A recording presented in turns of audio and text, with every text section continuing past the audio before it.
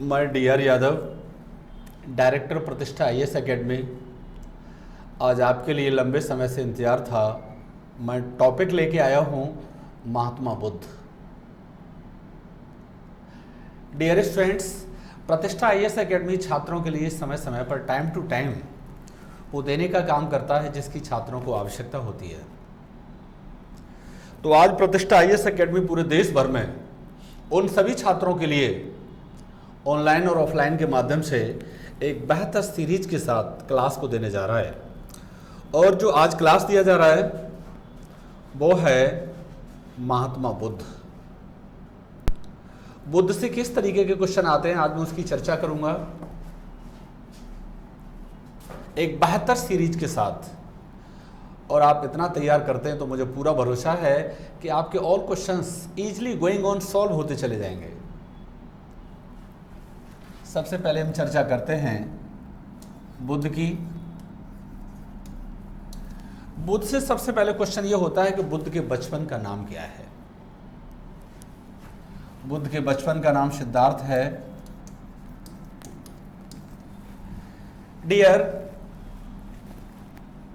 इनकी जो माँ हैं उनका नाम है महामाया और पिता का नाम है शुद्धोधन। महामाया के बारे में कुछ स्पेशल विचार हैं। महामाया जब प्रेग्नेंट थी तो ये अपने मायके को जा रही थी और रास्ते में नेपाल की तराई में एक जगह है लुम्बिनी वन। कौन सा? लुम्बिनी वन। यहां इनको प्रसव पीड़ा हुआ तो इन्होंने एक वृक्ष के नीचे एक बालक को जन्म दिया।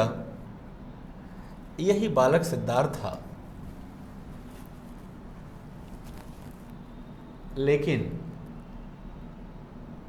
एक सप्ताह के अंदर जन्म के 7वें दिन इनकी मां महामाया की डेथ हो गई।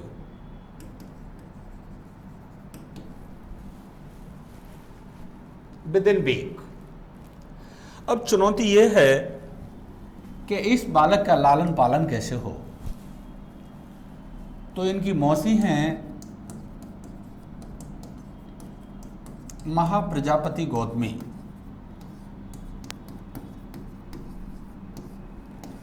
इस बालक का महाप्रजापति गौतमी ने लालन पालन किया।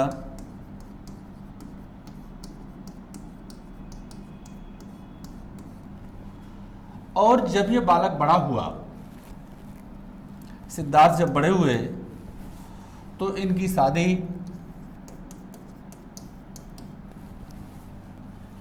यशोधरा के साथ की गई। यहाँ पर क्वेश्चन भी पूछ लेता है कि यशोधरा को किस किस नाम से जाना जाता है। यशोधरा के कई नाम हैं, बिंबा, गोपा और बृहदकच्छना। इनको 4 नामों से जाना जाता है।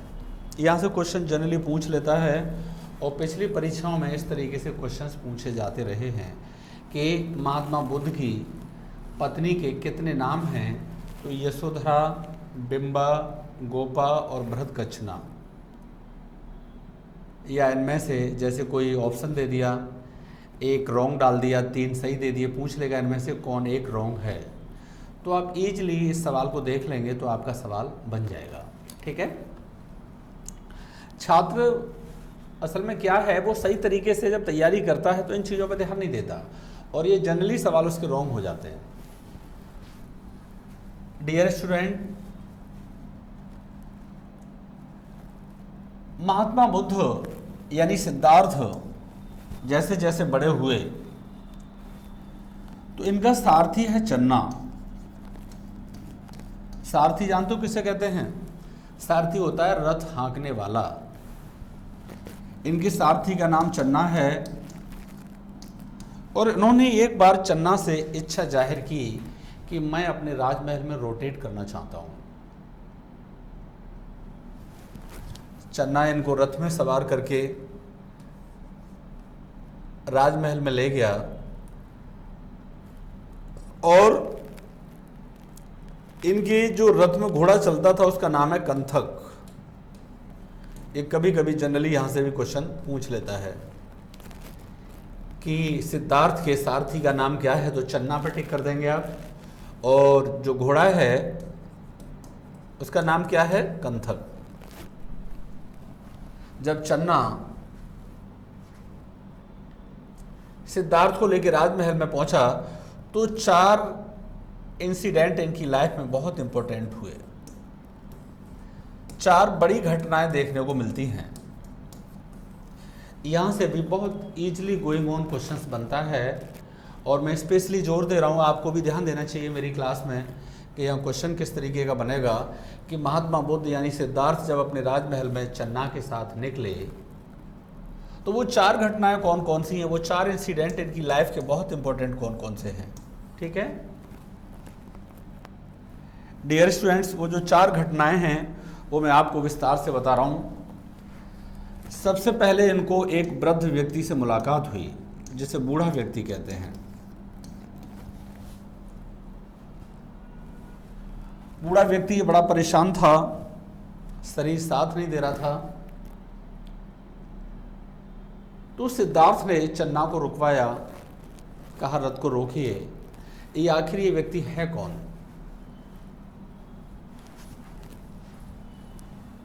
चन्ना ने बताया कि ये व्यक्ति वृद्ध हो गया है, इसका शरीर साथ नहीं दे रहा है,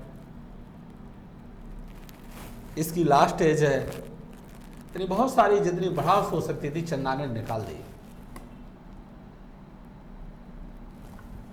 जब सिद्धार्थ को यह पता चला कि ये व्यक्ति परेशान है, वृद्ध है, इसका शरीर साथ नहीं दे रहा है, तो उन्होंने प्रश्न किया चन्ना से, क्या मैं भी बूढ़ा हूँगा, क्या मुझे भी एक दिन ऐसे ही होना है। चन्ना ने यस कर दिया और कहा जो संसार में आया है लगभग सबको बूढ़ा होना है। और जब सिद्धार्थ को यह पता चला कि मैं भी इसी रास्ते से गुजरूंगा, ऐसी स्थिति से गुजरूंगा, तो सिद्धार्थ बहुत परेशान हुए। आपने देखा है व्यक्ति जब सेल्फ से कंपैरिजन करता है तो उसे कष्ट होता है। एक्सपेरिमेंट सेल्फ से करने चाहिए। यदि असली जिंदगी को देखना है तो आप इतिहास को पढ़िए, इतिहास हमको बहुत कुछ सिखाता है। प्यारे बच्चों, वहीं पर जैसे ही चन्ना आगे बढ़ते हैं सिद्धार्थ को लेके, तो इनको एक रोगी व्यक्ति मिलता है जिसको बहुत सारी बीमारियां हो गई थी। और रोगी व्यक्ति बेचारा बड़ा परेशान था, शरीर में कष्ट से भरा हुआ था। जब सिद्धार्थ ने उस रोगी व्यक्ति को देखा तो फिर चन्ना से आग्रह किया कि रथ को रोकिए और बताइए आखिर ये व्यक्ति है कौन। चन्ना ने फिर उसी तरीके से बता दिया कि इस व्यक्ति को रोग हो गया है, इसके शरीर में कष्ट की भरमार है, ये इसीलिए परेशान है, इसके शरीर में खुशी नाम की कोई चीज नहीं है। प्यारे बच्चों, यहां बड़े सीखने की आवश्यकता है आपको। ये घटनाएं हमको लाइफ में बहुत कुछ सिखाने का काम करती है। तो वही सिद्धार्थ ने दूसरा सवाल फिर कर दिया, क्या ये रोग मुझे भी हो सकता है। चन्ना ने कहा जो संसार में आया है, जो मानव जीवन है, जिसके पास शरीर है, किसी भी व्यक्ति के लिए कोई भी रोग हो सकता है। और कह दिया होगा बड़ा चढ़ा के कि आप कोई स्पेशल थोड़े ही है, ये मेरा ऐसा मानना है। जब सिद्धार्थ को यह पता चला कि मैं भी इस रास्ते से गुजर सकता हूं, मुझे भी रोग हो सकता है, तो सिद्धार्थ और ज्यादा परेशान हुए, बहुत कष्ट हुआ उनको। और उसके बाद में जब राजमहल में घूमते घूमते तीसरी घटना उनको मिलती है कि एक सब यात्रा जा रही थी।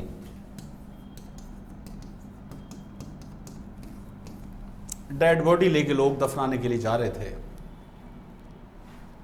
और जैसे ही एक सब यात्रा को देखा, सिद्धार्थ ने चन्ना के रथ को रुकवाया। बोले रथ को रोकिए, आखिर ये बारात किसकी जा रही है? क्योंकि सिद्धार्थ की ये जो स्थिति थी, ये जो कंडीशन थी, वो उससे बाहर थी। चन्ना ने बहुत जोश में बता दिया कि ये सब यात्रा है, ये कोई बारात नहीं है। मैं मानता हूं कुछ और बड़ा चढ़ा के बता दिया होगा, और ये कहा कि एक दिन सबको मरना है। ऐसे ही सब यात्रा निकलती है, लोग गमगीन माहौल में हैं, लोग परेशान हैं। ये सवाल सिद्धार्थ ने चन्ना से कर लिया, क्या मुझे भी एक दिन मरना है? क्या ऐसे ही सारे लोग गमगीन माहौल में दुखी होकर विदा करेंगे? प्यारे बच्चों, चन्ना ने कुछ और बड़ा चढ़ा के बता दिया। और यह तीसरी घटना भी सिद्धार्थ ने अपने आप से जोड़ ली। सिद्धार्थ बहुत दुखी हुए। ये मान के चलिए कि ऊपर दुख का पहाड़ टूट गया उनके। समझ रहे हैं आप? अरे जो व्यक्ति राजा हो, सोचिए, और पहली बार ऐसी घटनाओं से परिचित हो जिसे ये पता चले कि एक दिन ये सुख दुख में बदल सकता है, कष्टप्रद लाइफ हो सकती है। क्या हालात होंगे उसके पता है आपको? क्या गुजरेगी उसके ऊपर? सिद्धार्थ बहुत दुखी हुए। और जैसे ही आगे बढ़ते हैं, चौथी कंडीशन उनको देखने को मिलती है कि एक युवा व्यक्ति, जिसे साधु भी कह सकते हैं, महात्मा कह सकते हैं, गेरुए रंग के वस्त्र पहने हुए प्रसन्न चित्त मुद्रा में घूम रहा था। हैप्पी हैप्पी था ये डियर। कैसा था? खुशी अवस्था में था ये, प्रसन्न चित्त मुद्रा में। उन्होंने चन्ना से चौथा सवाल कर लिया कि ये चन्ना, ये खुश व्यक्ति कौन है?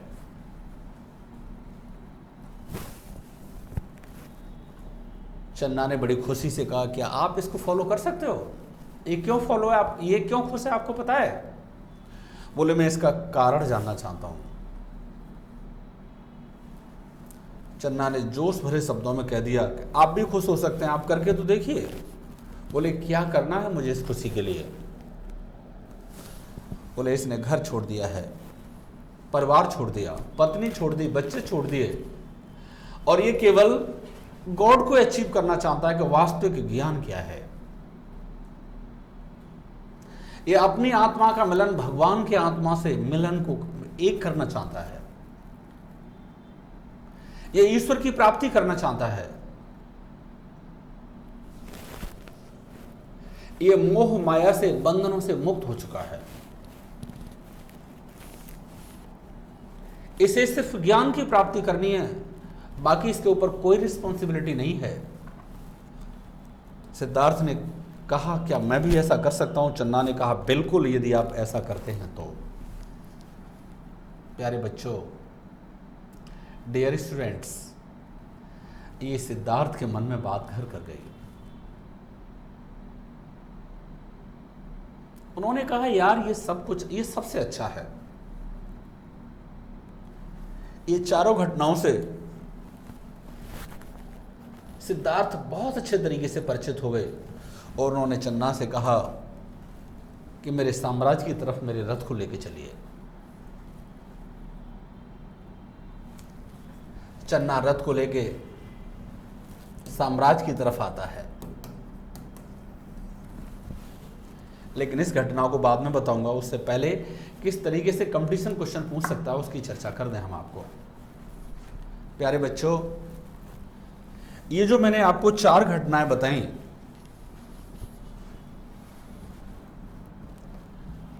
सबसे पहले जब सिद्धार्थ साम्राज्य में निकले तो वृद्ध व्यक्ति मिला, रोगी व्यक्ति मिला दूसरे नंबर पर, तीसरे नंबर पर सब यात्रा मिली, और चौथे नंबर पर युवा अवस्था में प्रसन्नचित्त मुद्रा में एक योगी मिला है। ये सवाल क्रम से लगवाने को आ जाता है कि बुद्ध की घटनाओं में जो स्पेशल 4 घटना उनको क्रम से लगाइए। उसमें ABCD आगे पीछे दिया होगा। पहले युवा सन्यासी दे देगा, फिर रोगी दे देगा, फिर शव यात्रा दे देगा। तो आप ये तय कर लो, सबसे पहले वृद्ध व्यक्ति और बूढ़ा व्यक्ति है तो उसके शरीर में रोग हो गया, फिर वो मर गया यानी शव यात्रा है, और उसके बाद में प्रसन्न चित्त मुद्रा में साधु है। ये क्रम से लगवाने को सवाल आ जाता है। इस पर अभी क्लास में फोकस कर लो अच्छे तरीके से, और आपने सही तरीके से फोकस कर लिया तो ये सवाल आपका आसानी से बन जाएगा। ठीक है। सिद्धार्थ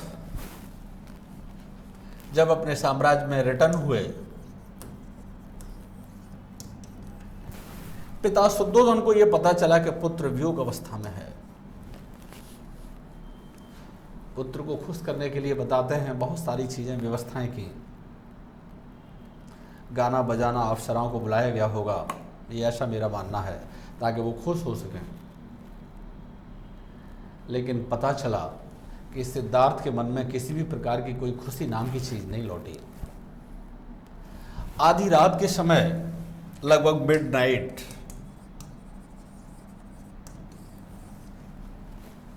सिद्धार्थ ने चन्ना से कहा कि चन्ना मैं साम्राज्य छोड़ना चाहता हूं और ज्ञान की खोज में मुझे जंगलों में लौटना है। चन्ना बहुत समझाता है, लेकिन चन्ना की एक बात सिद्धार्थ की समझ में नहीं आती। आधी रात के समय पत्नी के पास पुत्र लेटा हुआ है जिसका नाम है राहुल। ये क्वेश्चन पूछा जा सकता है कि सिद्धार्थ के बेटे का नाम बताइए, तो किस पर टिक करोगे? राहुल। पत्नी यशोधरा और पुत्र राहुल को सोते हुए छोड़ दिया।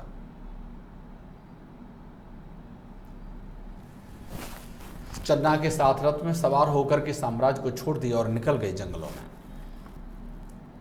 चन्ना को सारे राजसी वस्त्र उतार के दे दिए। चन्ना बहुत समझाता है, लेकिन चन्ना की एक बात महात्मा बुद्ध ने नहीं मानी। प्यारे बच्चों, ज्ञान की खोज में सिद्धार्थ जंगलों में बैठ गए। ये बताते हैं एक हार्डली इन्होंने तपस्या की, पूरा शरीर सुखा दिया, लेकिन ज्ञान की प्राप्ति नहीं हुई। डियर, एक सन्यासी जंगल से निकल रहा था और जब बुद्ध के सूखे शरीर को देखा कि कोई योगी तपस्या में बैठा हुआ है, तो उन्होंने एक टिप्पणी की सिद्धार्थ पर, एक कमेंट किया। वो मालूम है कमेंट क्या था?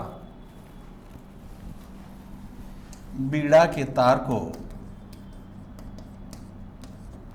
इतना टाइट मत कीजिए कि बीड़ा के तार ही टूट जाएं। इसका मतलब जानते हैं आप क्या हुआ? आपने देखा है जब शरीर ही नष्ट हो जाएगा तो ज्ञान की प्राप्ति कैसे होगी? सिद्धार्थ को यह बात समझ में आ गई। उन्होंने अपनी तपस्या को डिजॉल्व कर दिया और दोबारा से उन्होंने एक न्यू स्तर से ज्ञान की प्राप्ति के लिए काम किया और इनको ज्ञान की प्राप्ति हो गई। और जब ज्ञान की प्राप्ति हो गई तो यही सिद्धार्थ क्या बन गए? बुद्ध बन गए। समझ रहे हैं? सिद्धार्थ इन्हीं का नाम था बचपन में, और सिद्धार्थ से जब ज्ञान की प्राप्ति हो गई तो ये कौन हो गए? बुद्ध। और बुद्ध का मतलब होता है ज्ञानी व्यक्ति। क्या होता है डियर? ज्ञानी व्यक्ति।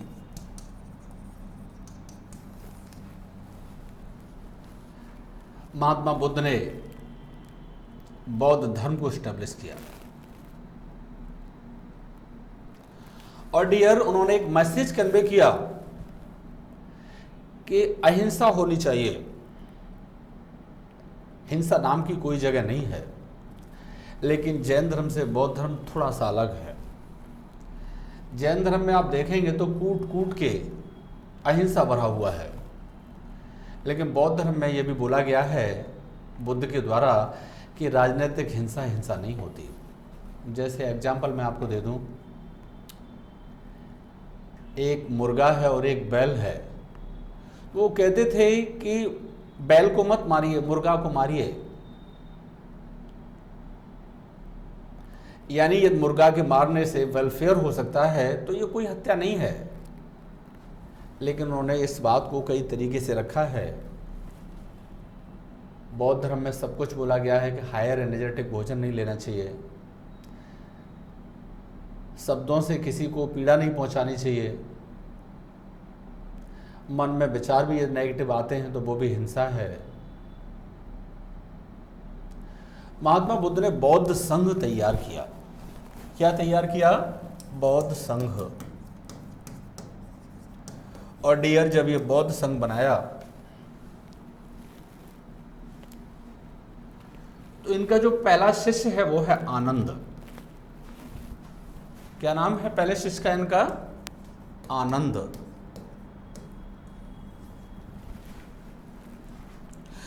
इन्होंने आनंद से कहा कि संघ में महिलाओं को प्रवेश मत देना। देखिए, यहाँ पर अलग अलग तरीके के विचार होते हैं लोगों के। कभी कभी इंटरव्यू में भी क्वेश्चन हो सकता है कि बुद्ध ने महिलाओं को संघ में प्रवेश देने से क्यों मना कर दिया।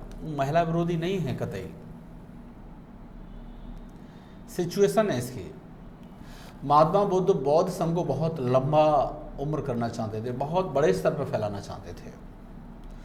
उन्होंने कहा कि जब मेल फीमेल दोनों एक साथ इसमें काम करेंगे तो बहुत सारी व्याभिचार की स्थिति हो सकती है या नेगेटिव रीजन हो सकते हैं।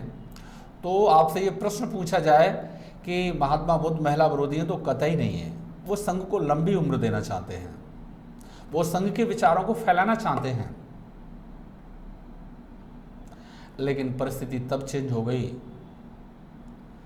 जब आनंद इनका पहला शिष्य बन गया और इनके पास में पहली महिला शिष्य के रूप में इनकी मौसी, जो इनकी माँ के मरने के बाद में इनका लालन पालन किया था, महाप्रजापति गौतमी ने। किसने? महाप्रजापति गौतमी, इनकी मौसी हैं ये। आपसे ये प्रश्न पूछ ले कि मौसी का नाम क्या है, तो महाप्रजापति गौतमी।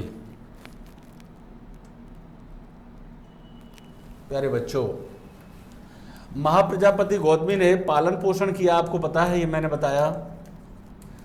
और यही संघ में पहली बार एंट्री लेने के लिए पहुंची हैं।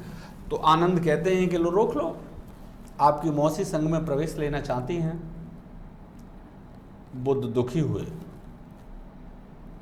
और उन्होंने ये बताया कि ये संघ मैंने एक लंबी उम्र के लिए बनाया था, लेकिन मुझे ऐसा लगता है मौसी को मना नहीं किया जा सकता। संघ में प्रवेश दे दो, लेकिन संघ की लंबी उम्र नहीं रहेगी। तो यहाँ पर ये प्रश्न पूछा जाता है कि पहली महिला सदस्य बौद्ध संघ की कौन है, तो किस पर टिक करेंगे आप? महाप्रजापति गौतमी, ये हमने लिख दिया है। और पहला शिष्य कौन है? आनंद। महात्मा बुद्ध ने संघ के विचारों को धीरे धीरे हर जगह फैलाया। वर्षावास अलग किया करते थे।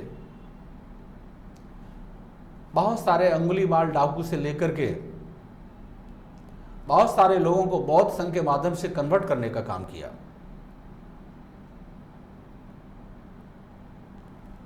प्यारे बच्चों,